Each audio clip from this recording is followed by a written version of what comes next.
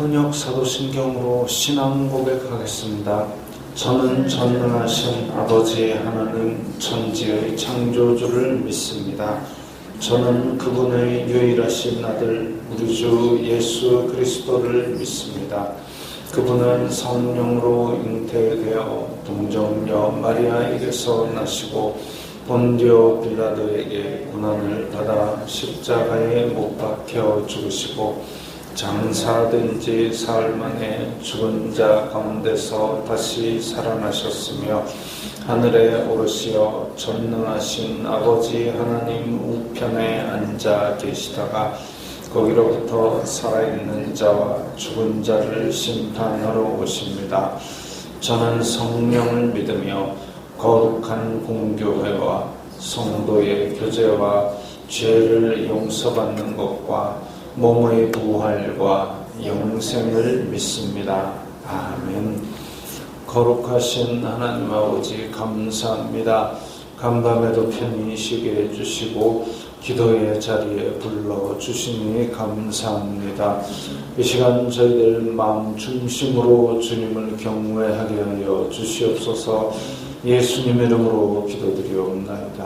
아멘. 찬송가 80장입니다.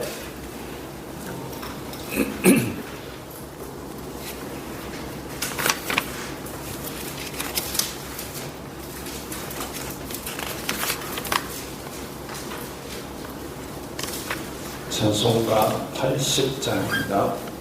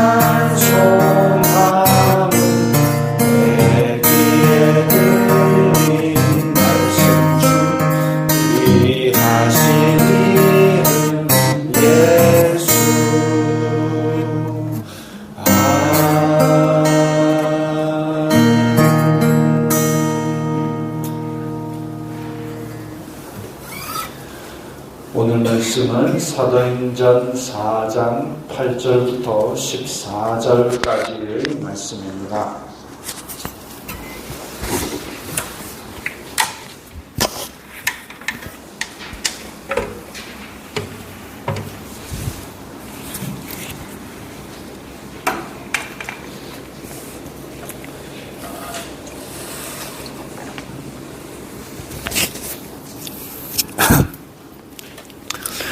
사도행전 4장 8절부터 14절까지의 말씀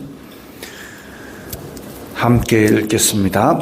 이에 베드로가 성령이 충만하여 이르되 백성의 관리들과 장로들아, 만일 병자에게 행한 착한 일에 대하여 이 사람이 어떻게 구원을 받았느냐고 오늘 우리에게 질문한다면 너희와 모든 이스라엘 백성들은 알라.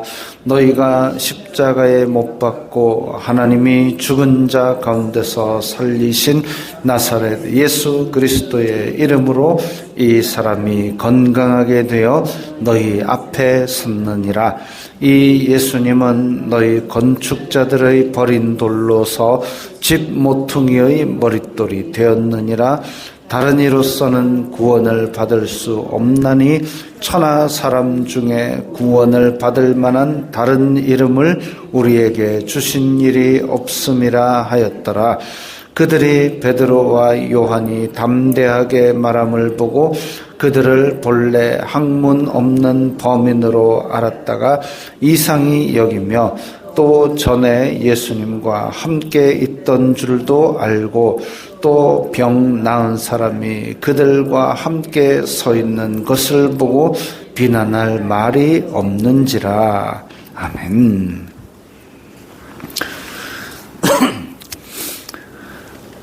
베드로를 재판하기 위해서 공회가 모였습니다. 공회는 이제 대제사장과 또 백성들 중의 장로들과 이런 공회원들, 이렇게 막 유대인들 중에서도 제일 지도자들이 모이는 아주 묵직한 비중 있는 그런 회의인데, 거기에 서서 베드로가 지금 재판을 받고 있습니다. 근데 왜 재판을 받을까요? 그렇게 지도자들이 다 모여야 될 정도로 끔찍한 죄를 저질렀을까요? 아니면 유대인들의 율법에 심각하게 지금 손상을 끼치는 뭔 일을 했을까요? 한참 전에 우리 전국을 휩쓸었던 드라마 이상한 변호사 우영우라는 드라마 같은 거 잘 안 보세요? 그런 드라마를 했습니다. 거기에 보면 이제 질문을 합니다. 22톤짜리 고래가 500kg짜리 오징어를 먹고 그리고 6시간 뒤에 1.3톤짜리 알을 낳았다면 이 고래는 무게가 어떻게 될까요? 그 사람들이 어리둥절하고 있는데 이 우영우 변호사가 얘기합니다. 문제의 본질을 봐야 됩니다. 고래는 알을 낳지 않습니다. 포유류니까 새끼를 낳습니다. 이렇게 답을 합니다. 문제의 본질을 봐야 됩니다. 지금 이 유대인들 지도자들이 잔뜩 모여가지고 베드로를 재판하겠다고 모였는데 베드로가 뭔 일을 했습니까? 베드로가 했던 것은 나면서부터 못 걷는 사람을 일으켜서 낫게 한 겁니다. 문제의 본질은 지금 이 병자에게 행한 착한 일을 가지고 재판정에 세운 거죠. 문제의 본질을 보는 사람은 베드로입니다. 그래서 묻습니다. 여러분 대단한 사람들 다 모였는데 지금 이 병자에게 행한 착한 일 가지고 왜 나를 여기다 세웠습니까? 왜 나를 여기다 세웠습니까? 그러나 이것 가지고 나한테 묻는다면 당신네들이 죽인 예수님의 이름으로 병자를 낫게 했습니다. 문제의 본질을 정확하게 꿰고 있습니다. 지금 병자에게 행한 착한 일 때문에 내가 이 자리에 섰고, 병자에 대해서 묻는다면 나는 예수님 이름으로 이 일을 했습니다. 끝. 이 공회에, 이 비중 높은 나으리들이 모이는 회의에 재판을 하기 위해서 지금 예수님도 서신 적이 있지요. 대제사장 앞에 예수님이 무슨 큰 잘못을 해서 선 것이 아니고, 예수님께서도 이 착한 일에 대해서 이 재판정 앞에 선 적이 있었고, 그렇기 때문에 예수님께서도 도와주십니다. 도와주시는데 성령님을 보내어서 우리가 공회에 섰을 때에 그것을 변명할 말을 미리 그것을 준비할 필요가 없다. 성령님께서 우리 입술에 말씀을 주실 것이다. 이렇게 말씀하셨습니다. 자, 그런데 10절에 보니까 너희와 모든 이스라엘 백성들은 알아라. 너희가 십자가에 못 박고 하나님이 살리신 예수 그리스도의 이름으로 했다. 너희는 십자가에 못 박고, 죄인들은 사람을 자꾸 죽이려고 듭니다. 죄인들은 사람을 자꾸 죽이려고 들고, 하나님은 죽은 자 가운데서 살리십니다. 죄인들은 죽이는 권세를 가진, 어찌 보면 마귀가 우리에게 가장 강하게 협박하는 것은 죽여불라입니다. 너 그거 하면 내가 죽여버리라. 그러면 그걸 따라서 그 무기를 자꾸 쓰려는 인간들은 죄인이죠. 사람을 자꾸 죽이고 끌어내리려고 그럽니다. 하나님은 살리고 싶어 하십니다. 생명의 주인이기 때문에 죽일 수도 있고 살릴 수도 있는데, 하나님께서는 어쩌든지 하나님의 백성들을 하나라도 살려서 하나님의 나라 안으로 들어오기를 원하십니다. 왜냐하면 그게 하나님께서 보시기에 심히 좋았던 창조의 본 모습이니까. 그걸 회복시켜서 살리기를 원하시고, 그래서 사람의 힘으로는 그게 안 되니까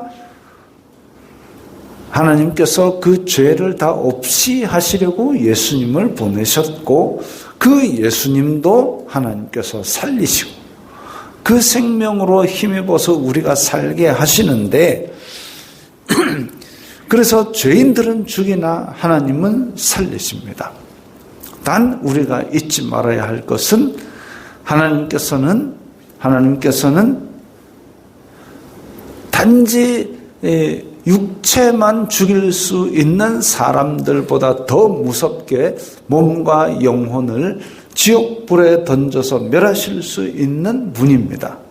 그래서 베드로도 지금 어찌 보면 가장 높은 사람들이 있는 곳에 베드로가 끌려가서 가운데 탁 섰을 때에 어찌 보면 베드로가 위축되었을 수도 있겠다라고 상상할 수 있지만, 지금 베드로의 모습은 전혀 그러지 않습니다. 일전에 베드로는 그 풍랑이는 파도 속에 예수님이 오셨을 때 예수님이 나 좀 오라 그래 봐요 해가지고 물에 풍덩 뛰어들어서 몇 발 가다가 갑자기 찰랑거리는 파도 보고 폭 빠져들었습니다. 무서웠던 거죠. 왜 무섭습니까? 파도가 나를 삼켜 폭 빠져 죽을까 봐 무서웠습니다. 근데 그때는 파도 보고 죽을까 봐 무서웠는데, 지금은 여기 진짜 죽일 사람들이 살기 등등한 눈으로 보고 있는데도 불구하고 눈 하나 깜짝 안 하고 너네들이 죽인 예수님이 너네들이 죽인 예수님이 하나님이 살리시고 그 이름으로 내가 이 병자에게 착한 일을 했다라고 당당하게 이야기합니다. 왜? 그때는 파도가 찰랑거려서 나 죽을 줄 알고 무서웠지만, 지금은 단지 육체를 죽이기밖에 못하는 이들을 두려워하지 말고 몸과 영혼을 지옥에 던져 멸하실 수 있는 하나님만을 두려워하기 때문에, 그래서 마태복음 10장 28절에 예수님께서 말씀하신 대로 하나님만을 두려워하는 사람은 세상 일에 대해 담대해집니다. 죽이게 몇 개 더 하겠나? 하나님만이 두렵게 섬길 뿐이다. 그래서 당당하게 이야기합니다. 생명의 주인이신 하나님이 죽은 자 가운데서 예수님도 살렸고 이 사람도 낫게 했고 그래서 너희 앞에 섰느니라. 한번 마음속으로라도 내가 이 자리에 섰다면 뭐라고 얘기를 할까? 아니 그거 아니더라도 내가 누군가에게 복음을 전한다면 내가 어떻게 말을 할까 한번 상상을 해서 실제로 한번 해보십시오. 공회에 잡혀갈 너희들이 내 이름으로 공회에 잡혀갈 때 무엇을 대답할까 고민하지 마라. 내가 입에다 말씀을 넣어주리라 라고 말씀을 하셨지만 내가 내 복음, 내가 전할 복음은 한 번쯤은 점검이 필요합니다. 왜냐하면 내가 복음을 전할 때에 내 속에 과연 예수 그리스도의 이름이 어떻게 들어있느냐가 나도 모를 때가 있어요. 그냥 습관적으로 교회를 다니니까 나는 복음을 알고 있다라고 착각하고 있는 경우가 있는데 그걸 확인해 보는 방법이 뭐냐면 내가 누군가에게 복음을 전한다 할 때 어떻게 전할까? 예수님 믿으세요? 교회 나오세요? 가장 직관적이고 깔끔합니다만은 그 다음에 이제 누군가가 질문할 때 내가 왜 가야 돼요? 하면 그냥 오세요. 이렇게 할 겁니까? 아니잖아요. 그래서 내 속에 있는 복음을 한 번쯤은 점검을 해볼 필요가 있다. 그래서 베드로가 성령이 충만하여 이렇게 강하게 복음을 이야기하고 그리고 그들의 죄악의 모습을 지적합니다. 그런데 전에도 말씀드렸죠. 죄인들에게 죄악의 모습을 성령님으로 말미암아 말씀으로 지적할 때에 그들이 할 수 있는 반응은 두 가지. 첫 번째, 죄가 찔려가지고 형제여 우리가 어찌할꼬 하고 회개하는 사람이 있는가 하면 그 반대요. 말씀을 받아들이지 않는 사람들은 이제 그 메신저를 미워합니다. 미워합니다. 그냥 아이고 싫어 이게 아니라 무시하거나 미워하거나 죽이려고 하지요. 자, 베드로가 한마디 더 합니다. 다른 이로서는 구원을 받을 수 없나니 천하 사람 중에 구원을 받을 만한 다른 이름을 우리에게 주신 일이 없다. 우리가 많이들 암송하는 말씀입니다. 다른 이로서는 구원을 받을 수 없나니 오직 예수님의 이름 말고는 다른 이름을 우리에게 주신 적이 없다. 이 많은 이단들이 자기가 보혜사랍시고 자기가 재림주랍시고 그렇게 막 까불거리고 있지만 성경은 분명히 말씀하십니다. 구원을 받을 만한 다른 이름을 주신 적이 없다. 오직 예수님 이름만 주셨고 그리고 예수님께서 다시 오신다면 그게 인류의 역사의 끝이지 그 내려와가지고 어디 뭐 가평에 별장 짓고 한동안 살고 이런 거 없습니다. 그러니까 자기가 재림주라고 이 땅에 와가지고 이렇게 돌아다니고 살아있는 것들은 다 사기꾼입니다. 예수님께서는 올라가신 모습을 본 그대로 공중에서 다시 오시고 그리고는 그 다음부터는 이제 심판이 이어지는 것이지 내려와가지고 몇십 년을 여기서 살고 이런 거는 아니다 이거죠. 오직 예수님의 이름만을 우리에게 구세주로 주셨다. 13절에 보면 그들은 본래 학문 없는 범인 아주 공부를 한 적이 없는 평범한 사람으로 알고 있다가 자 지금 8절에 보면 성령이 충만이라는 부분과 13절에 학문 없는 범인 요게 매치가 됩니다. 사람은 배운 적이 따로 없고 그냥 평범할 수 있고 아무런 표시도 안 나는 그런 사람일 수 있지만 성령께서 우리에게 들어오시고 믿음의 사람이 되고 성령이 충만하다면 그 사람은 보통 사람이 아니게 됩니다. 그 사람은 특별한 사람이게 됩니다. 그 사람은 배운 것이 없어도 내 속에 전할 말이 많게 됩니다. 왜? 성령님께서 예수 그리스도의 영이 우리 가운데 있으면 전하지 않고는 못 견딜 뜨거운 복음이 우리 가운데 있기 때문에, 그리고 그 위세등등한 사람들, 살기 등등한 사람들 가운데서도 복음을 눈 깜짝 안 하고 다 전할 수 있는 담대함이 생깁니다. 이 사람들은 육신을 죽이기밖에 못하지만 오직 이 하나님만을 두려워하는 그 마음으로 세상에 어떤 것도 두려워하지 않을 수 있습니다. 배운 적 없는 평범한 사람, 그러나 지금은 베드로는 성령이 충만한 사람입니다. 세상의 권세를 가진 사람들을 전혀 두려워하지 않을 수 있는 능력의 사람이 된 거죠. 그렇게 증인으로 섰는데 또 전에 예수님과 함께 있던 줄도 알고, 그때 예수님과 함께 있었던 제자 중에 하나구나. 이제 이 권력자들이 그걸 보고 알았던 거죠. 그리고 또 하나, 병 나은 사람이 함께 서 있다. 누가 봐도 이거는 할 말이 없습니다. 미문 앞에 앉아있던 사람인 줄 여기 있는 사람들도 다 알고 있었던, 왜냐하면 나면서부터 못 걸었으니까 미문에 오래 전부터, 몇 년 전부터, 그 수십 년 전부터 다 앉아있었고 그걸 오며 가며 다 봤던 사람들입니다. 그렇기 때문에 이 사람이 일어나서 들어왔다는 것은 누구라도 부인할 수 없는 증거지요. 옛날부터 유대인들은 재판할 때 한 명의 증인이 아니라 두세 명의 증인 해서 전혀 모순되지 않도록 그렇게 하는데, 지금 예수님과 함께 있었던 것도 알았고 병 나은 사람도 서 있는데 이 부인 못할 증거들로 말미암아서 이거 뭐 할 말이 없다. 어떻게 착한 사람을 세워놓고 착한 일을 한 사람을 세워놓고 우리가 뭐 하는 거지? 이렇게 되는 겁니다. 우리에게 주신 이 예수 그리스도의 이름, 다시 살아나신 부활의 주, 생명의 주인이신 예수 그리스도, 그분이 우리가 믿는 그 이름 예수 그리스도십니다. 이 예수님이 오늘도 살아계셔서 우리 안에 성령님을 주시고 우리의 일상생활과 동행하고 함께 해 주십니다.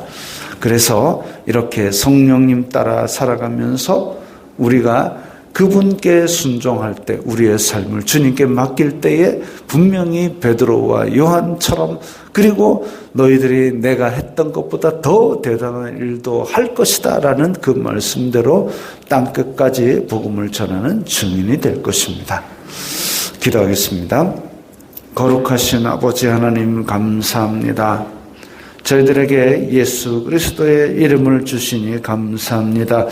저희 가운데 성령님을 보내주셔서 믿음 주시니 감사합니다. 이 믿음 따라 예수 그리스도의 이름으로 살아가게 하여 주시옵소서. 예수님 이름으로 기도드리옵나이다. 아멘.